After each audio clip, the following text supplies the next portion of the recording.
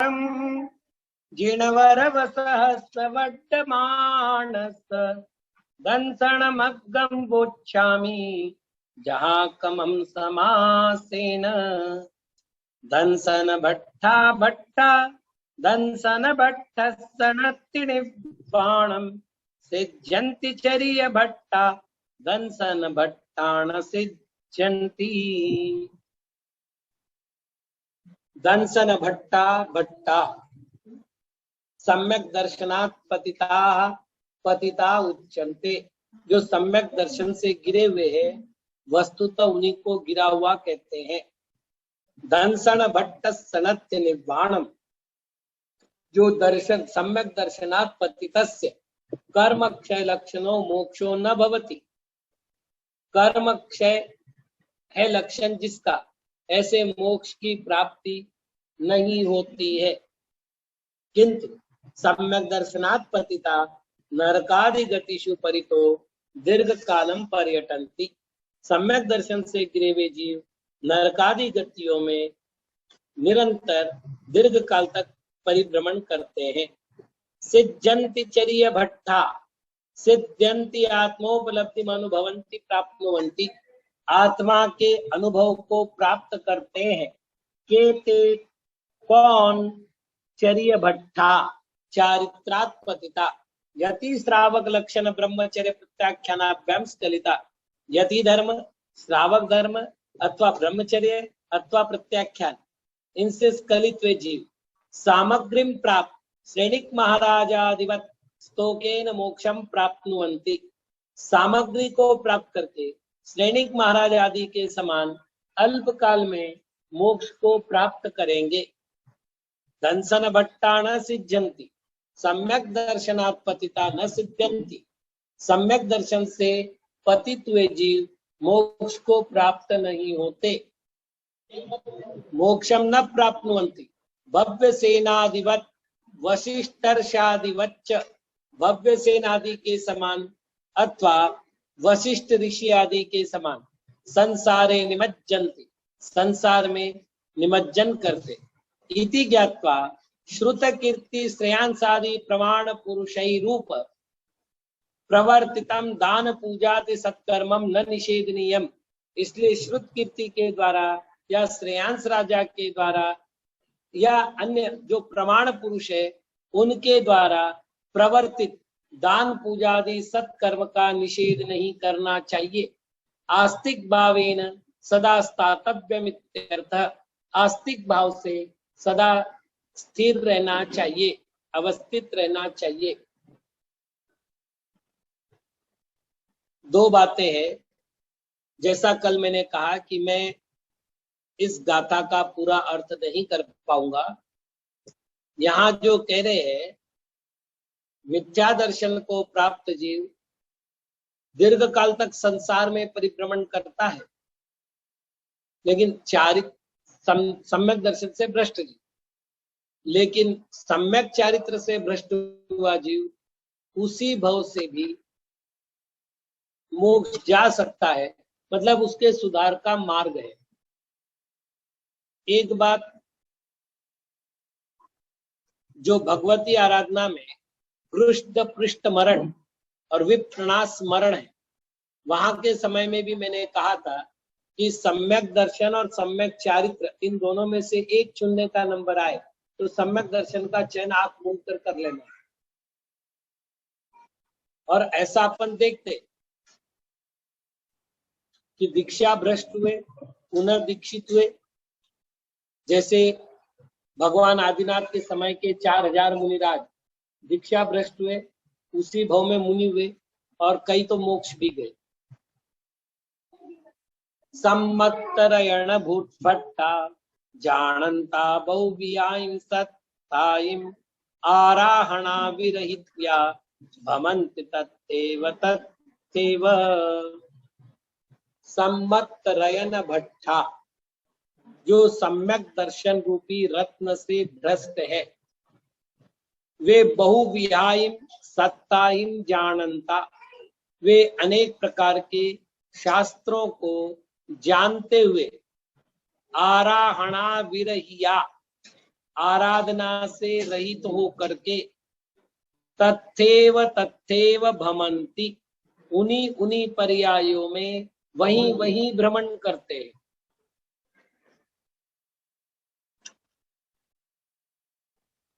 एक सरल सा उदाहरण दूं, एक आदमी आगरा से दिल्ली जाना चाहता था। AB रोड है, सीधा सीधा। वो बंबई की ओर आ रहा है, 100 किलोमीटर प्रति घंटे गाड़ी चला रहा है। कितने दिन में दिल्ली पहुंचेगा? कभी नहीं पहुंचेगा, है ना। और एक आदमी है जिसको आगरा से दिल्ली जाना है, वो दिल्ली की दिशा से जा रहा है लेकिन पैदल जा रहा है, तो कितने दिन में पहुंचेगा? आज नहीं कल, साल 6 महीने जितने भी लगने हैं, तो पहुंचेगा जरूर, ठीक है ना। तो ये दिल्ली से मतलब आगरा से दिल्ली जाने के लिए बंबई रोड पकड़ना, ये हुआ मिथ्या दर्शन। ऐसा भी मोक्ष कभी नहीं पहुंचेगा। और दूसरी बात, आगरा से दिल्ली जाते समय पैदल जाने वाला व्यक्ति चारित्र भ्रष्ट जी, जो आज नहीं कल, कल नहीं परसों, कभी न कभी तो पहुंच ही जाए, क्योंकि वो मार्ग पर है। यहां इसी बात को बता रहे हैं, एक मिथ्या दृष्टि जीव है और वो अनेक प्रकार के शास्त्रों को जानता है, तो भी उसमें आराधना नहीं होती, अर्थात उसकी मृत्यु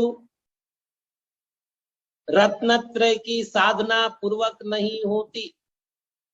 फलतः वह संसार में ही पुनः पुनः भ्रमण करता है। गाथा वो टीका कहां सुनी?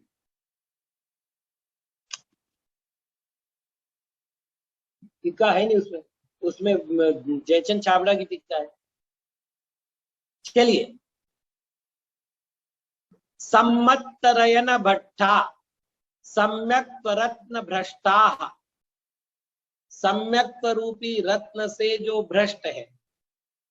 सम्यक्त्वमेव रत्नम सर्वेभ्यो भावेभ्यो उत्तम वस्तु।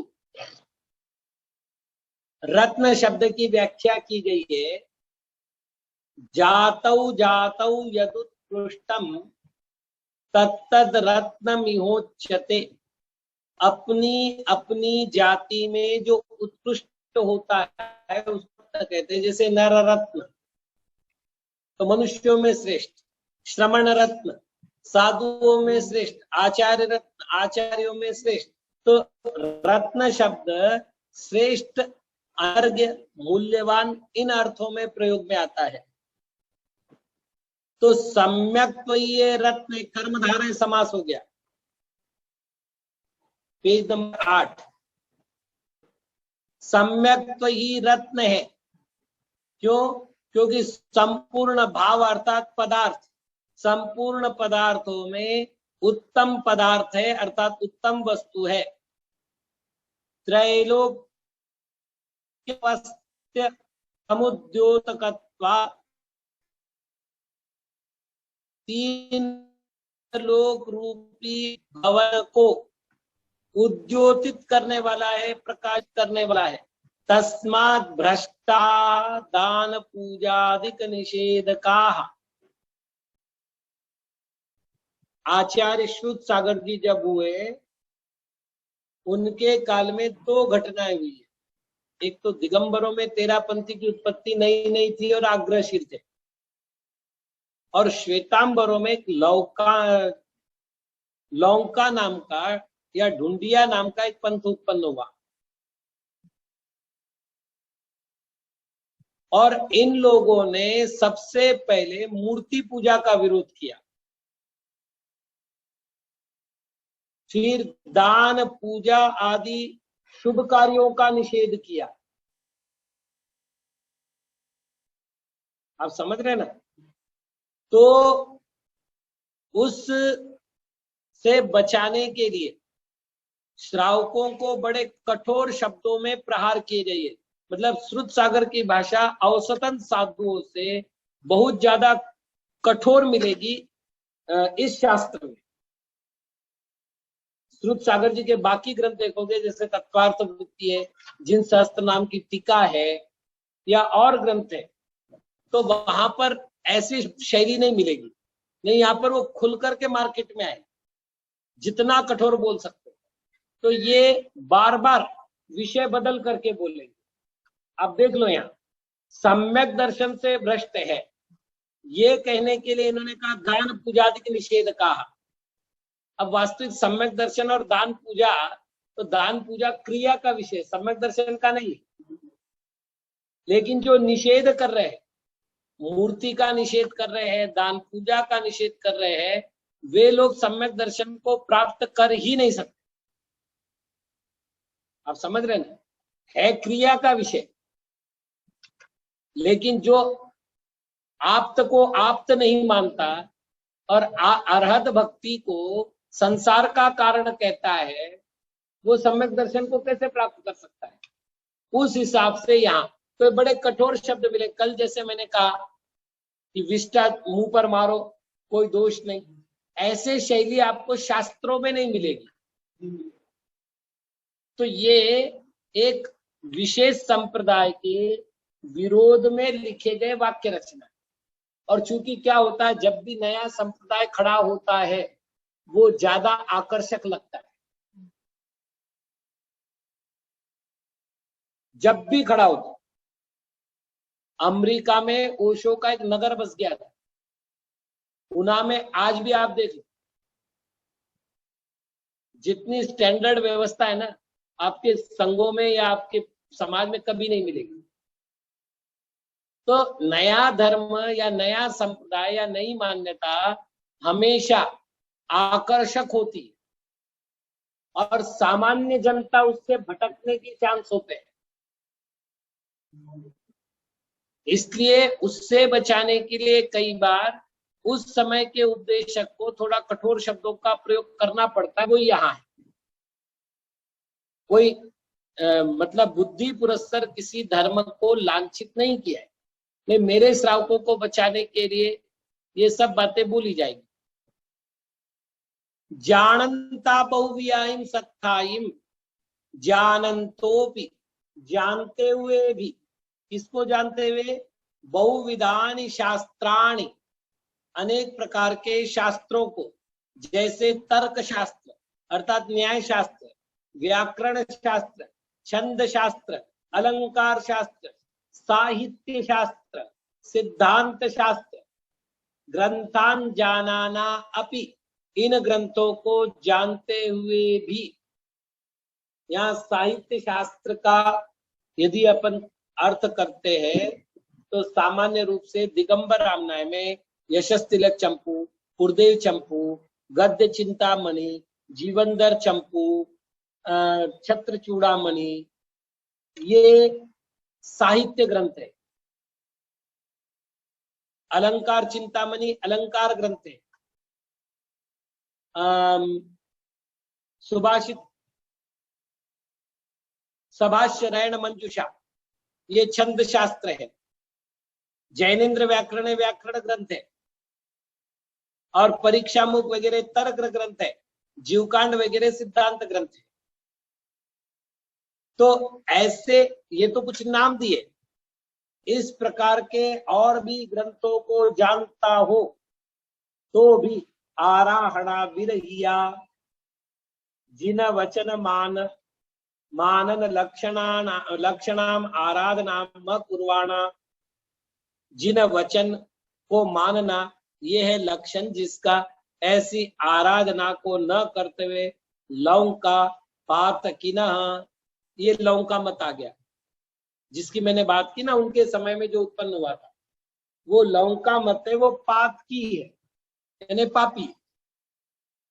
भमन्ति तथैव तथैव तत्रैव तत्रैव नरकादिष्वेव दुर्गतिषु भ्राम्यन्ति, नरकादि दुर्गति में पुनः पुनः भ्रमण करता है, न कदाचित भी मोक्षम लभंत इत्यर्थ, कभी भी वो मोक्ष को प्राप्त नहीं करता। एक दो बातें ठीक से समझ लेंगे। मेरा जितना भी पुरुषार्थ है, वो फिर व्रत उपवास हो कि शास्त्र स्वाध्याय हो या और कुछ भी, जाप वगैरह, ये साधना पद्धतियों का मूल लक्ष्य होता है सम्यक दर्शन ज्ञान चारित्र की प्राप्ति, यानी रत्नत्रय की प्राप्ति, मूल लक्ष्य। अब इसमें से जो रत्नत्रय का प्रमुख अंग है वो है सम्यक दर्शन। यदि मेरी देव शास्त्र गुरु पर ही श्रद्धा नहीं है, यदि मेरे तत्वों का विषय जो मान्यता का समूह है वो उचित नहीं है, जीव को अजीव मान रहा हूं, अजीव को जीव मान रहा हूं, आश्रव को भला मान रहा हूं, बंध को भला मान रहा हूं, संवर निर्जरा को कठिन मान रहा हूं, छह ढाला की दूसरी ढाल में ये पूरा वर्णन किया गया है।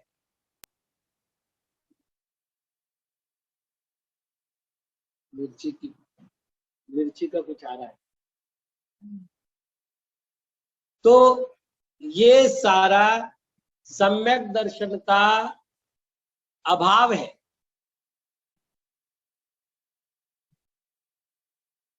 जी भैया, ये सब सम्यक दर्शन का अभाव है। और जब सम्यक दर्शन का अभाव है तो मेरा ज्ञान, मेरी क्रियाएं सारी शून्य की तरह। कौन से शून्य की तरह? जिसके पहले अंक नहीं। 10 शून्य है, कीमत कितनी? कुछ नहीं।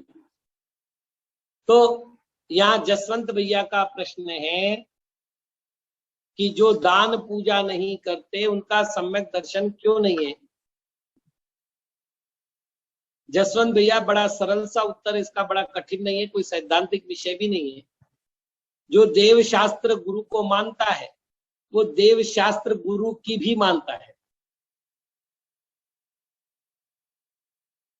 को मानता है तो की भी मानता है।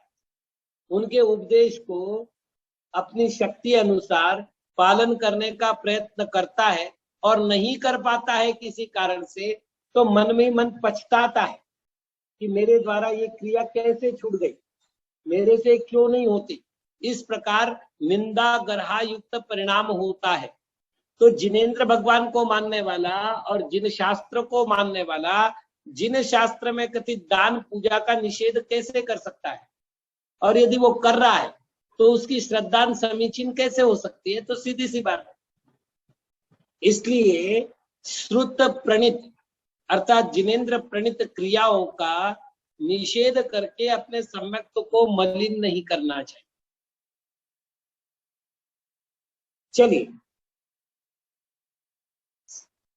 सम्मत विरहियाणम तुट्टुवि उग्गम तवम चरंताणम नलहन हि बोहिलाहम अविभास सहस्र कोड़ी।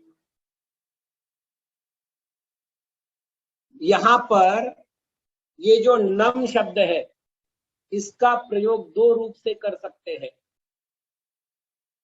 एक तो सम्मत विरहियाणम, ये कर दो, तो यहाँ पर बहुवचनात्मक शब्द बन जाएगा, जैसे विरहिया शब्द बहुवचनात्मक है। और दूसरा सम्मत विराहिया अलग करो और नम को अलग रखो, जैसे कि यहाँ गाथा में रखा है। तो नम केवल वाक्यालंकार है, वाक्य को सुंदर बनाने के लिए और मात्रा पूरी करने के लिए, मतलब छंद की मात्रा को पूर्ण करने के लिए आया है, फिर इसका कोई अर्थ नहीं करना है। तो सम्मत विरहिया जो सम्यक्त्व से रहित है वो सुट्ठुवी भली भांति उग्गम तवम चरंताणम उग्र तप का आचरण करता हो। यहां पर भी नम शब्द का 2 बार प्रयोग करना है, या तो वाक्यालंकार के रूप में या बहुवचन के रूप में। बोहि लाहम न लहम ही, बोधि के लाभ को प्राप्त नहीं करते हैं। वास सहस्त्र कोड़िम भी, भले ही हजारों कोटि वर्ष निकल जाए, एक दो वर्ष नहीं, हजारों करोड़ वर्ष निकल जाए, अभी फिर भी बोहि लाभ न लहंती, बोधि लाभ को प्राप्त नहीं करते। मिथ्या दृष्टि जीव के द्वारा कैसा तप किया जाता है, इसके कुछ उदाहरण तो हमने देखे। तेंदुआ नाके के आसपास एक साधु था जो केवल मिर्ची का ठेसा खाता, पानी और मिर्ची, मतलब मिर्ची तवे पर डालना, अपने हाथ से ही बनाता था। हरी मिर्ची तवे पर डालना, उसमें घी डालना, नमक डालना, थोड़ी सी मूंगफली डालना, और फिर उस हरी मिर्ची को सेकने के बाद अच्छी तरह से पीस लेना, और हाँ, और बस वही खाना, बिल्कुल। हाँ, कुछ नहीं। और वयोवृद्ध थे, मैं गया हूं मिलने, ना ना ना, वैदिक। हाँ, हमने देखा है, यहां तक जमीन में गड़ करके साधना कर रहे हैं, जहां 45-47 का टेम्परेचर है, 5 अग्नि के बीच में बैठ करके, मतलब 5 दिशाओं में अग्नि लगा करके उसके बीच में बैठ करके ध्यान कर रहे हैं। ऐसे विविध प्रकार के कायक्लेश तप करने वाले साधु गृहस्थ आपको बहुत मिल जाएंगे।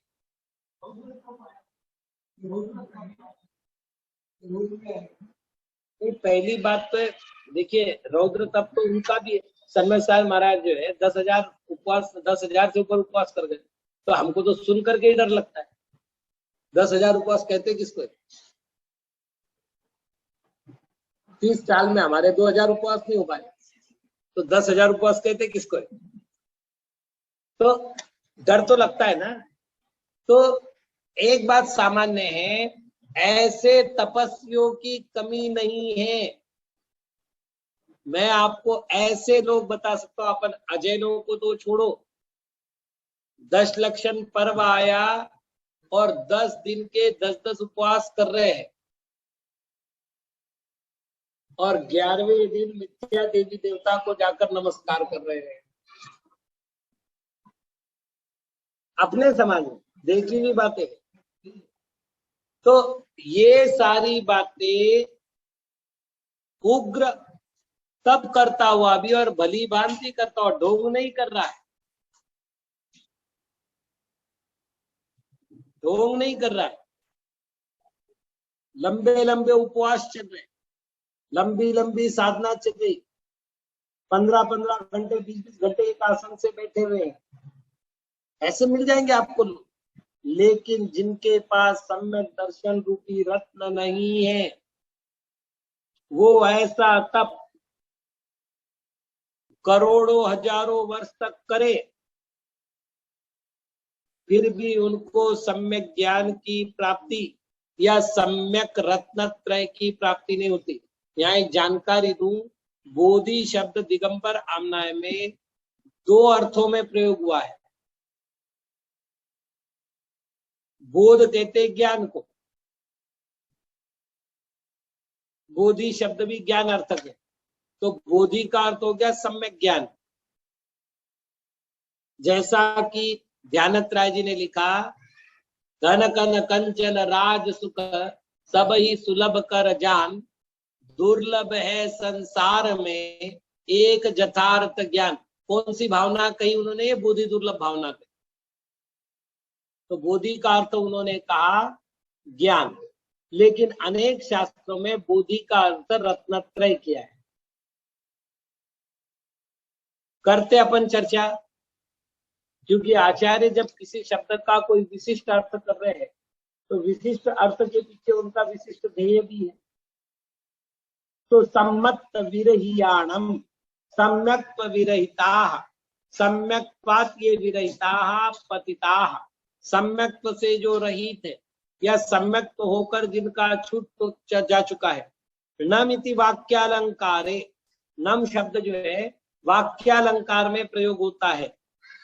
सुट्टुवि उग्रम तवम चरंताणम, सुष्टु अपि अतीवापि उग्रम तप कुर्वन्तोपि मासोपवासादिकम तपो विशेष आचरन्तोपि नमिति वाक्यालंकार। वापिस वही कर दिया, सुष्टु अर्थात अतीव कर दिया इन्होंने, अतीव ने बहुत सा, अभी अपि यानी भी, अर्थात उग्र तप को करता हुआ भी, उग्र तप का अर्थ 1 महीने का उपवास इत्यादि तपो विशेष का आचरण करता हुआ भी।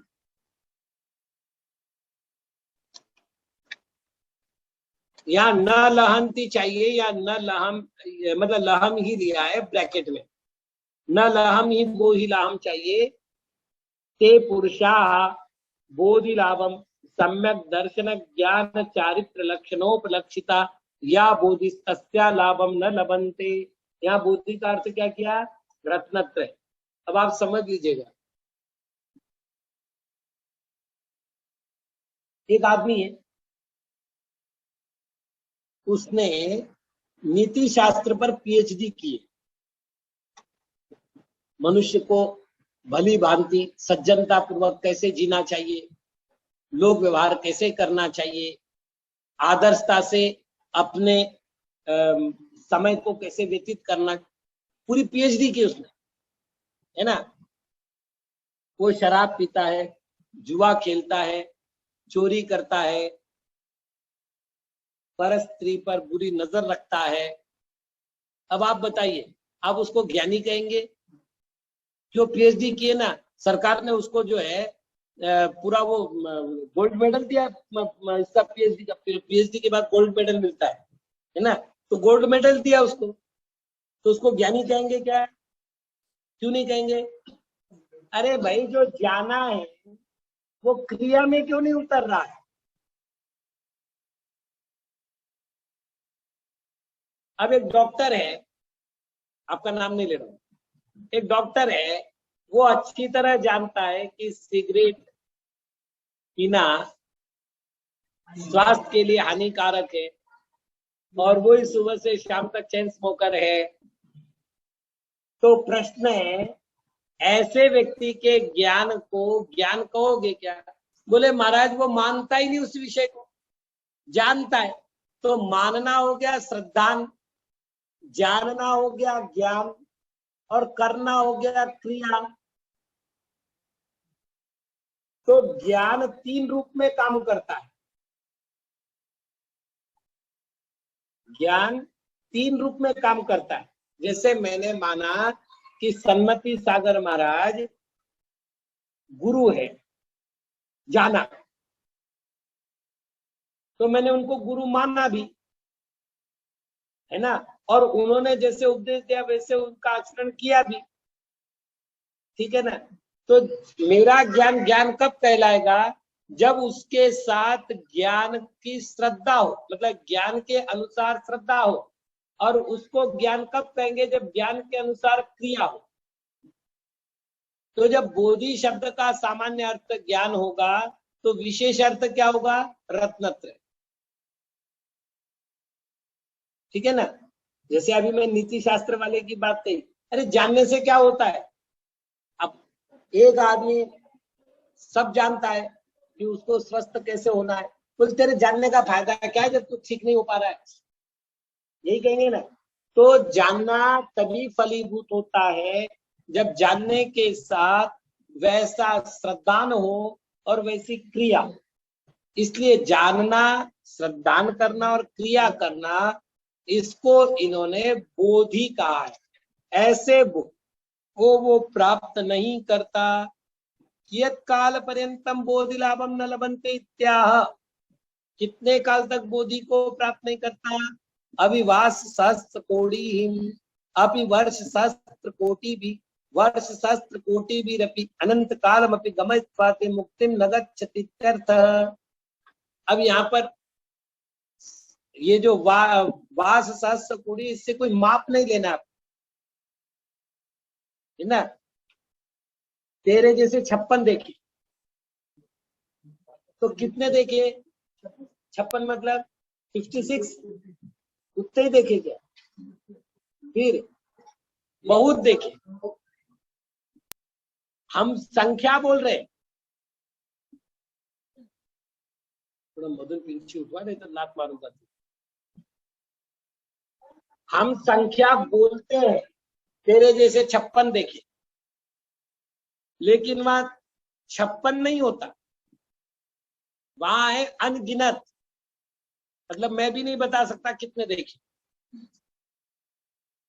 वैसे ही यहाँ पर वास कोड़ी सहस्त्र इतना जो लिखा है, इसका अर्थ इतने हजार वर्ष या इतने करोड़ हजार वर्ष नहीं देना है। इन्होंने कहा अनंत कालमपि गमयित्वा, अनंत काल व्यतीत करके भी ते मुक्ति न गच्छन्ति, वे मुक्ति को प्राप्त नहीं होते। दिगंबर रामनाय में ऐसे बहुत से शब्द हैं जो समय समय पर प्रयोग में आए हैं।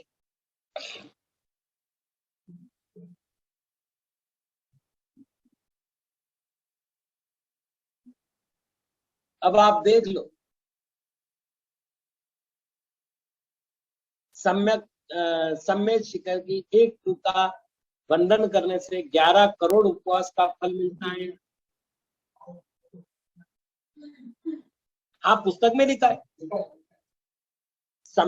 ये सम्मेदाचल महात्म्य में देवदास ऋषि के द्वारा, देवदत्त नाम के ऋषि के द्वारा। अब प्रश्न है कि मेरी पूरी जिंदगी में 1000 दिन नहीं है भाई, एक करोड़ दिन नहीं, 11 करोड़ तो बहुत दूर की बात है। और मैं एक बार वंदन करूंगा और 11 करोड़ उपवास का फल मिल जाएगा।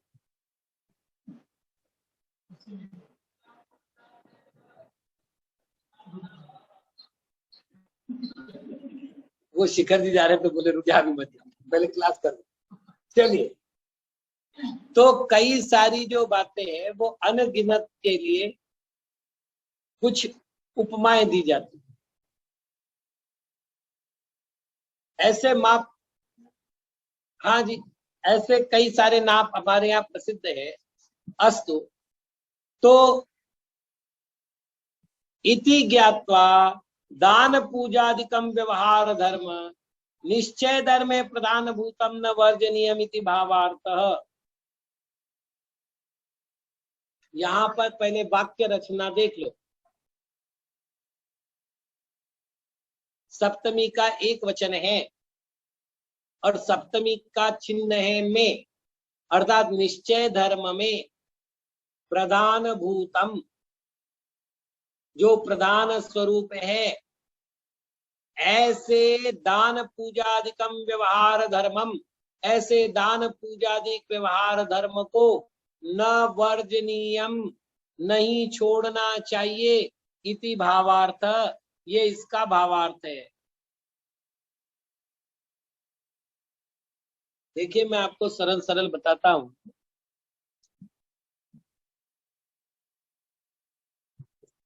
एक व्यक्ति एक छोटे से कस्बे में रहता है और उसे बंबई जाना है, तो वो क्या करता है? पहले गाड़ी पकड़ करके पास के शहर में जाता है और फिर वहां से गाड़ी से वो बंबई जाता है। ठीक है ना? और यदि शहर में रहने वाला व्यक्ति हो तो सीधा जाएगा। वैसे ही जो निश्चय धर्म में पहुंचा हुआ है वो मोक्ष तो सीधा जाएगा, लेकिन जो निश्चय धर्म में नहीं पहुंचा हुआ है वह व्यवहार धर्म में पहुंच करके उसके बाद निश्चय धर्म की गाड़ी में बैठेगा। इसलिए जिसने व्यवहार धर्म का निषेध किया है या व्यवहार धर्म के पालन करने में प्रमाद किया है, वो व्यक्ति निश्चय धर्म में नहीं पहुंच सकता। सीधा सिद्धांत हुआ।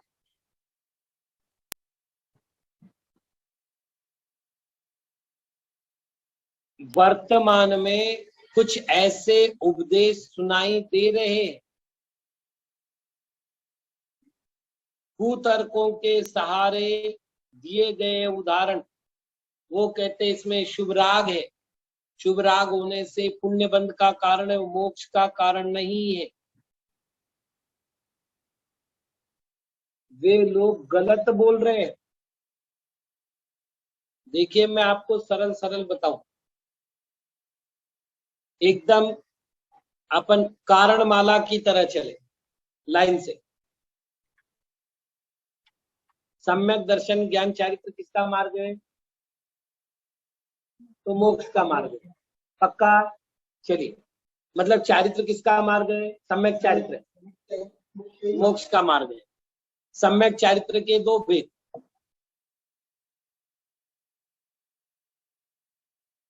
श्रवणाचार और श्रावकाचार, अर्थात साधु और श्रावक।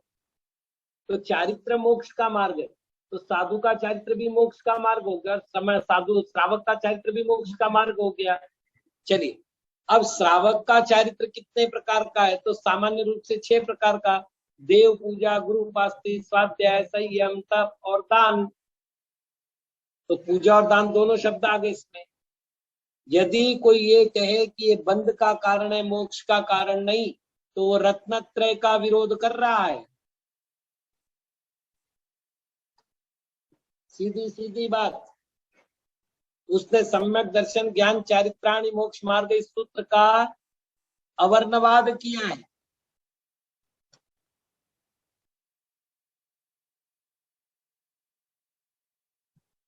वापिस, सम्यक दर्शन ज्ञान चारित्राणि मोक्ष मार्ग इस सूत्र के अनुसार सम्यक चारित्र मोक्ष का मार्ग है। सम्यक चारित्र के दो भेद हो गए, गृहस्थों का चारित्र और मुनियों का चारित्र। गृहस्थों का चारित्र सामान्य रूप से 6 प्रकार का है। देव पूजा, गुरु उपासना, स्वाध्याय, संयम, तप और दान। यदि चारित्र मोक्ष का कारण है तो चारित्र के अंगभूत दान, पूजा आदि भी मोक्ष के ही कारण है, संसार के नहीं। अब यदि कोई कहे कि ये संसार के कारण है, तो उसने तत्वार्थ सूत्र के पहले सूत्र का अवर्णवाद किया है। इस प्रकार से उसने कर्म बंद किया है, कर्म निर्जरा नहीं। इसलिए बहुत सोच करके बोलना, बहुत सोच करके मानना। हजारों वर्ष की आचार्य परंपरा की उपदेश देने की शैली से विपरीत उपदेश को सुनने से ही बचना। गलत सुनने से अच्छा है नहीं सुनना, गलत पढ़ने से अच्छा है नहीं पढ़ना। कम से कम भ्रमित नहीं होगे, बुद्धि भटकेगी नहीं, भ्रष्ट नहीं होगी।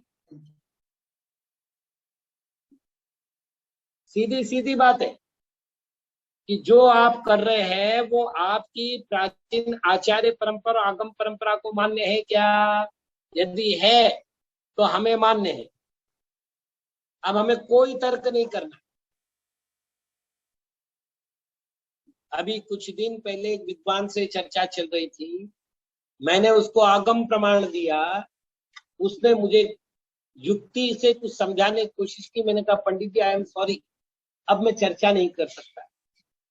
बोले क्यों नहीं कर सकते? मैंने कहा युक्ति तुम्हारी और मेरी है, और आगम सर्वज्ञ भगवान का है। यदि सर्वज्ञ भगवान के आगम को तुम्हारी और मेरी युक्ति से मैं खंडन करने का प्रयत्न कर रहा हूं, तो मैं मिथ्या दर्शन की ओर बढ़ रहा हूं, अज्ञान की ओर बढ़ रहा हूं। मैं ये बढ़ना नहीं चाहता।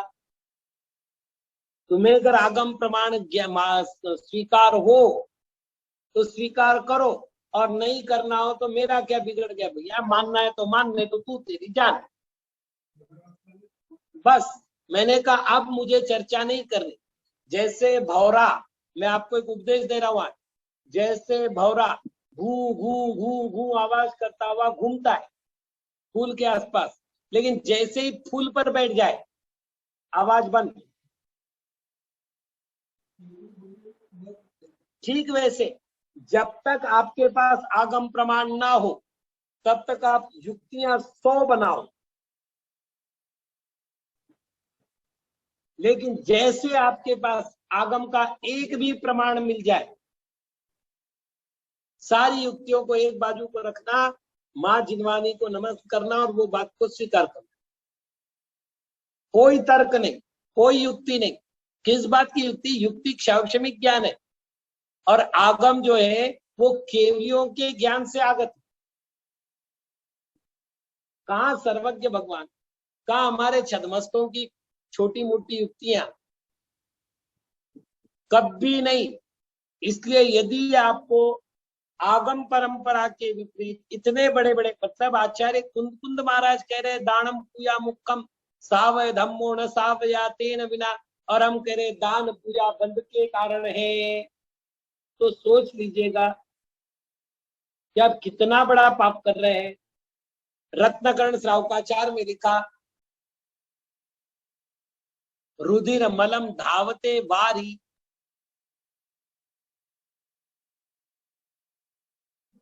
ग्रह कर्मणापि निश्चितम कर्म विमाष्टिम खलु ग्रह विमुक्तानाम अतिथीनाम प्रति पूजा रुधिर मलम धावते वारी।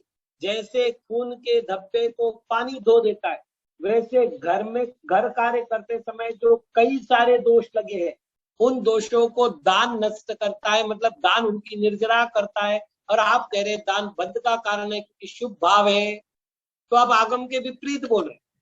आगम उसको निर्जरा कह रहा है, आप उसको बंद बता रहे हैं। अभी एक पंडित जी से चर्चा चल रही थी, उन्होंने कहा दान पूजा नियम से शुभ भाव और बंद का ही कारण है। मैंने कहा मान लेता हूं आपकी बात को, थोड़ा सा तत्वार्थ सूत्र से आप मुझे समझा सकोगे क्या? बोले पूछो।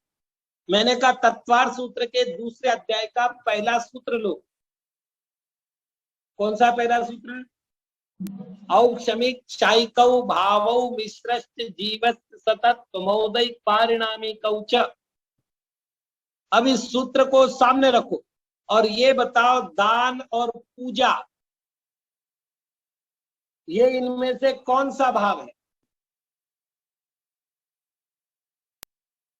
तो आगम के अनुसार दान और पूजा ये दोनों क्षायोक्षमिक भाव है।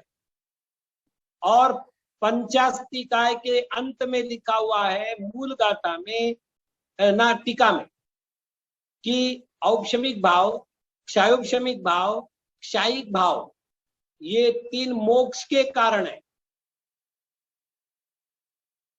औदैहिक भाव बंध का कारण है, संसार का कारण है। और पारिणामिक भाव न बंध का कारण है न मोक्ष का कारण। वापिस एक बार सुन लेना, औपशमिक भाव, क्षायोपशमिक भाव और क्षायिक भाव ये मोक्ष का कारण है। तीनों भाव, तीनों में से एक एक भाव भी मोक्ष का कारण है। औदैहिक भाव संसार का कारण है क्योंकि बंध का कारण। और पारिणामिक भाव न बंध का कारण है न मोक्ष का कारण है, मतलब न संसार देता है न मोक्ष देता है। अब मैं पूछता हूं कि दान और पूजा कौन सा भाव है? तो क्षायोक्षमिक भाव है। जब क्षायोक्षमिक भाव है तो उसका फल क्या है? तो मोक्ष है। और आप बंद कह रहे हैं। मैंने कहा तत्वार सूत्र से भी डर नहीं लगता आपको? तो उन्होंने कहा उसके साथ शुभ राग है कि नहीं? मैंने कहा शुभ राग उदय में है, वो देशघाती है। और सर्वघाती कर्म प्रकृतियों का उदयाभावी और सदवस्था में इससे क्षयक्षम भाव उत्पन्न हुआ है। उस उदय से क्षयक्षम भाव उत्पन्न नहीं हुआ। कई सारी बातें हैं, जब आगम पढ़ते हैं, आगम समझते, आगम के एक एक सूत्र। माता जी मुझे सूत्र पढ़ने में टाइम क्यों लगता? मैं एक विषय में नहीं जाता वहां। अब कहा दूसरे अध्याय का सूत्र दान पूजा की स्थिति कर रहा हूं। तो कई सारी बातें और बता रहा हूं आपको।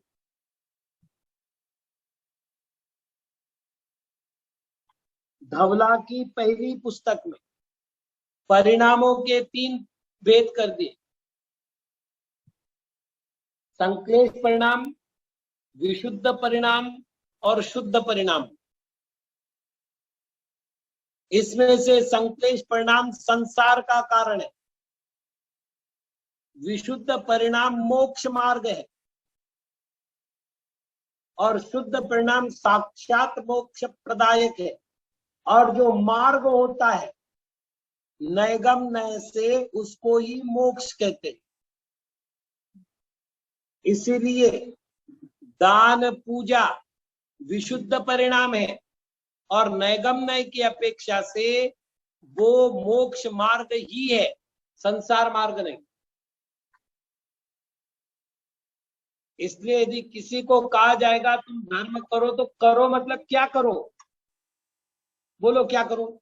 क्योंकि आपको जाप करो तो भी शुभ राग है, आपको पूजा करो तो भी शुभ राग है, आपको दान दो तो भी शुभ राग है। करो की बात कही ना मैंने, करो आप बुद्धिपूर्वक करोगे ना, और बुद्धि बिना राग के काम नहीं करती।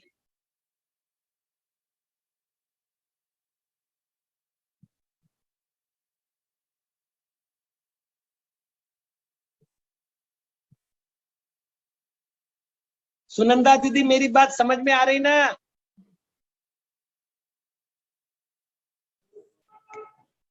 हाँ, ऐकायला लागलो. हाँ, ऐकायला लागलो की. नहीं पर समझ में आ रहा है ना? सुनते तो सभी है, दो काम दिए है। बहुत गंभीरता से विचार करना है। अभी ये कहा था ना, तम सोऊण सकन्ने, आचार्य कुंकुम महाराज दूसरी गाथा में ही कह चुके, तम सोऊण सकन्ने, उसको कानों से सुनकर। तो ये बड़ी बात है कि जो लोग ये कहते हैं कि दान पूजा आदि व्यवहार धर्म बंध का कारण है, और इसको धर्म मानने वाला, व्यवहार को धर्म मानने वाला, पुण्य को धर्म मानने वाला मिथ्या दृष्टि है, तो अब मैं क्या कहूं? उसको उपदेश देने वाले को क्या कहोगे? कुंकुम आचार्य उपदेश दे रहे। दादा धौला की 8वीं पुस्तक में एक नया प्रकरण पढ़ा हमने, आश्चर्य हो गया। आपको भी आश्चर्य होगा सुन करके। उन्होंने कहा एक तिर्यंच दान कैसे दे सकता है?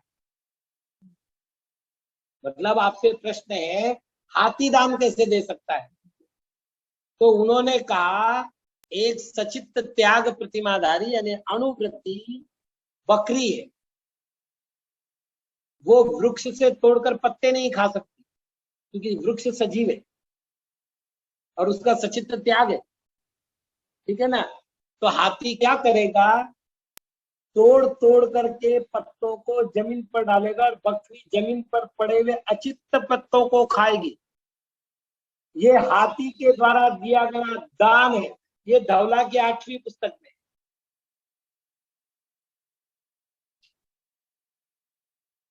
धौला की पहली पुस्तक में है कि दान की अनुमोदना भी जो नहीं करता है वो क्षायिक सम्यक दर्शन को कभी प्राप्त नहीं कर सकता। ये पहली पुस्तक में है।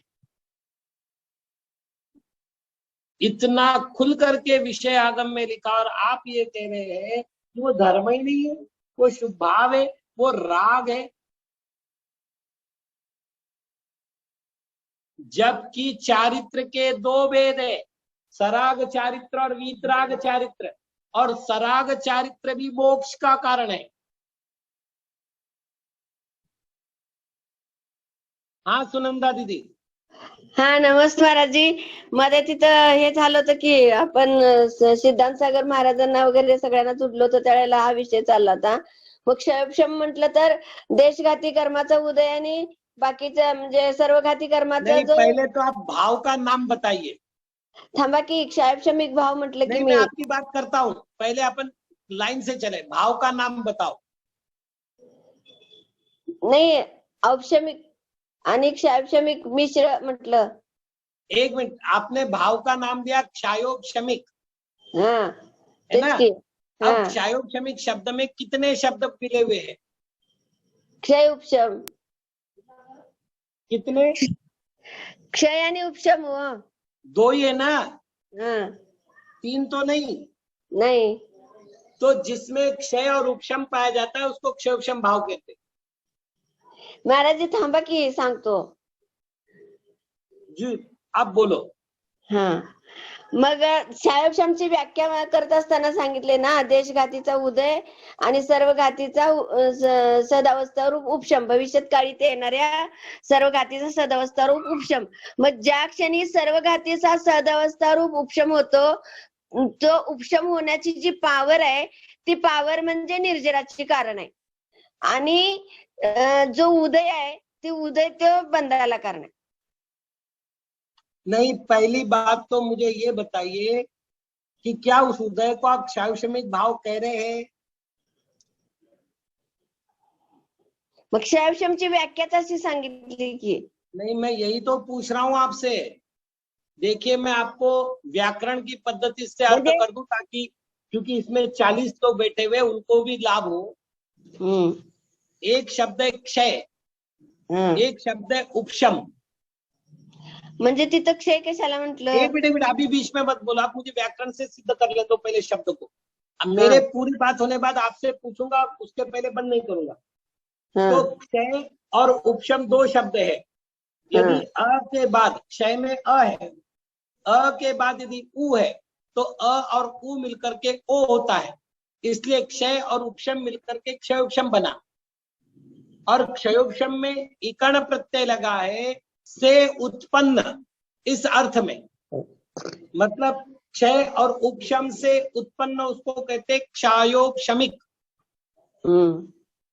यदि उसमें उदय भी प्रदान होता तो नाम होता क्षयोपशमोदायिक. तो वहां उदय नाम का प्रकरण नहीं है, वहां दो ही प्रकार है, क्षय से और उपशम से होने वाला भाव. तो इसलिए क्षयोपशम भाव नियम से मोक्ष का ही कारण है, बंध का नहीं. और जो राग भाव है वो तो औदैहिक भाव है. आप उसको क्षयोपशमिक भाव क्यों कह रहे हैं? राग उदय से आया है इसलिए औदैहिक है. तो औदैहिक भाव को तो मैंने पहले ही बंध का कारण बताया, मैं वापिस कर रहा हूं. औक्षमिक भाव, क्षयोपशमिक भाव और क्षयिक भाव ये मोक्ष के कारण है. औदैहिक भाव संसार का कारण है, अर्थात बंध का कारण है. और पारनामिक भाव न संसार का कारण है न मोक्ष का कारण. ये मेरा पूरा विवेचन हो गया. तो जिसको क्षयोपशम कह रहा हूं उसमें दो ही बना है, दो ही अवस्थाएं हैं, एक क्षय और उपशम. उससे बंद होता ही नहीं. और जिसको आप राग कह रहे हैं वो तो औदैहिक भाव है. क्योंकि आप एक बार देखना, वापिस एक बार समझ लेना, मैंने अनंतानुबंधी या प्रत्याख्यान इस 12 कषायों के क्षयोपशम से और संज्वलन कषाय के उदय से जो चारित्र प्राप्त किया, संज्वलन कषाय प्लस 9 कषाय, 12 कषाय का उदयाभावी क्षय, सदवस्था रूप उपशम ये हो गया क्षयोपशम.